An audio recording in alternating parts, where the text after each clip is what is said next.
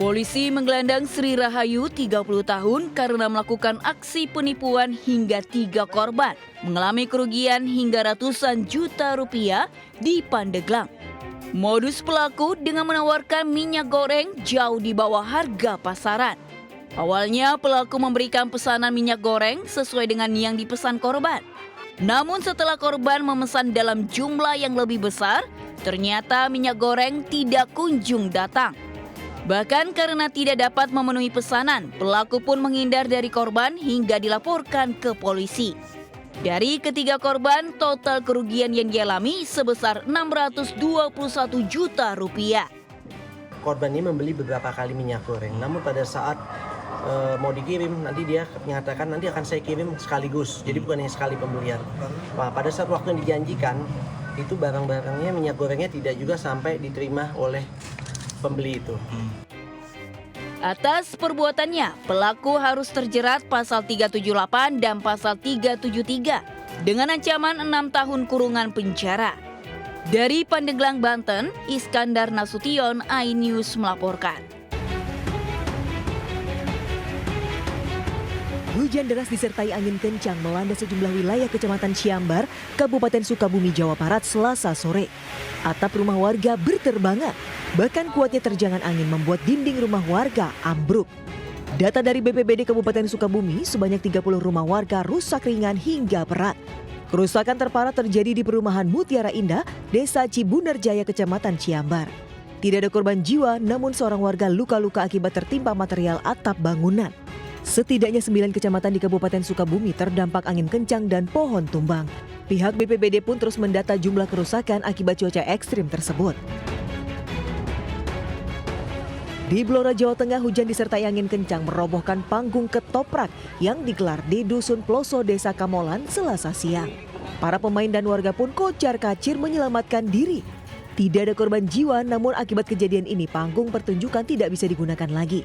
Panitia pun terpaksa memindahkan alat-alat serta panggung pertunjukan ke tempat yang lebih aman. Dari Sukabumi, Jawa Barat dan Blora, Jawa Tengah, Tim Liputan iNews melaporkan. Pemirsa, seorang sekretaris desa digerebek istrinya saat berduaan dengan wanita lain di Kabupaten Tegal, Jawa Tengah. Warga pun ikut dalam penggerebekan hingga viral.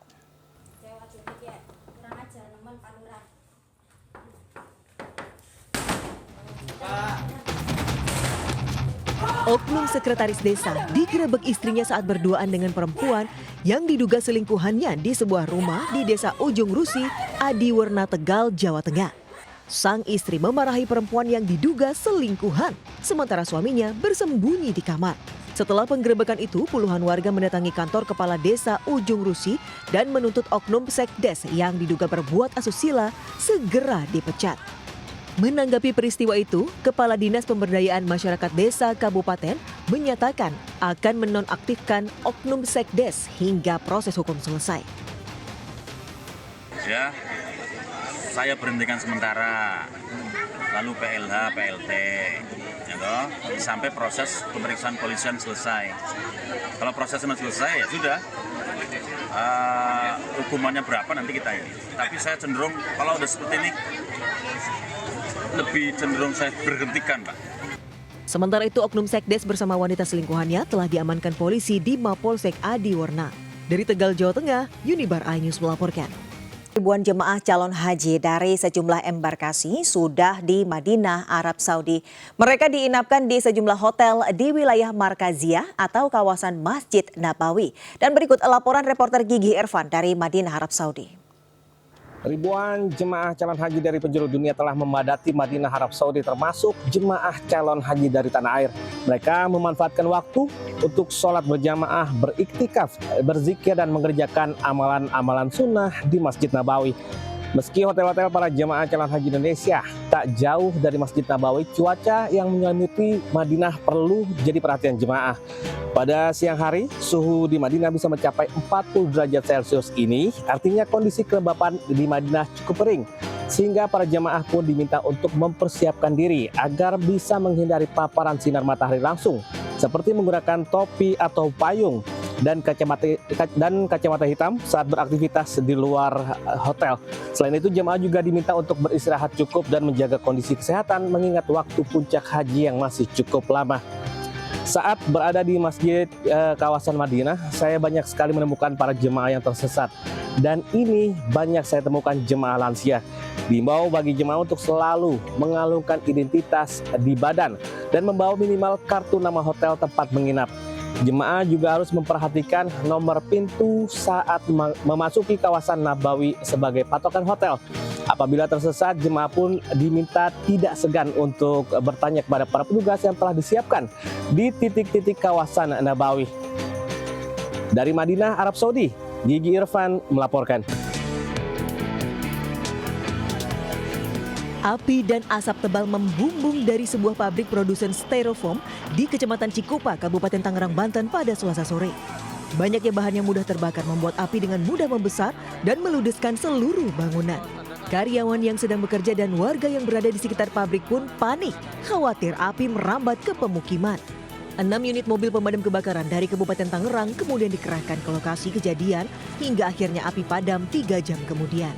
Hingga kini polisi masih menyelidiki penyebab pasti kebakaran, namun dugaan sementara api muncul dari tempat produksi styrofoam. Akibat kebakaran ini, kerugian ditaksir mencapai miliaran rupiah. Dari Kabupaten Tangerang, Banten, Aimarani Ainus melaporkan. Pemirsa, tim BPTD dan KNKT melanjutkan penyelidikan kecelakaan tunggal bus ALS di Padang Panjang yang menewaskan 12 orang. Sementara 4 jasad korban dipindahkan ke Rumah Sakit Bayangkara, Polda Sumbar.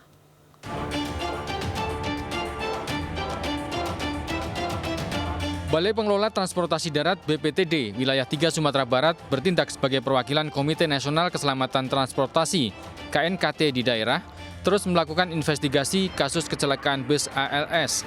Pada tahap awal, penyidik melakukan pencocokan antara dokumen kendaraan dengan kondisi fisik di lapangan.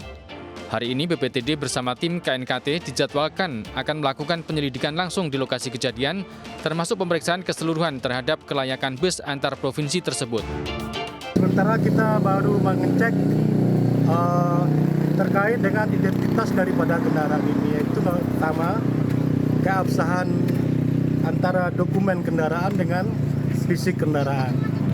Itu yang kami laksanakan saat ini. Cuma pada saat ini kita terkendala untuk mengecek nomor rangkanya, karena seperti yang kita lihat posisi dari suspensinya itu udah anjlok betul, jadi kita nggak berani masuk ke dalam daripada kendaraan ini karena berisiko terhadap keselamatan kita sendiri.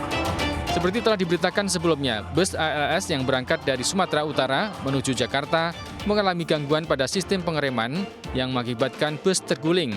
Akibatnya, 12 penumpang meninggal dunia di tempat, sementara 23 orang lainnya luka-luka. Dari Padang Panjang, Sumatera Barat, Agung Sulistyo, iNews melaporkan.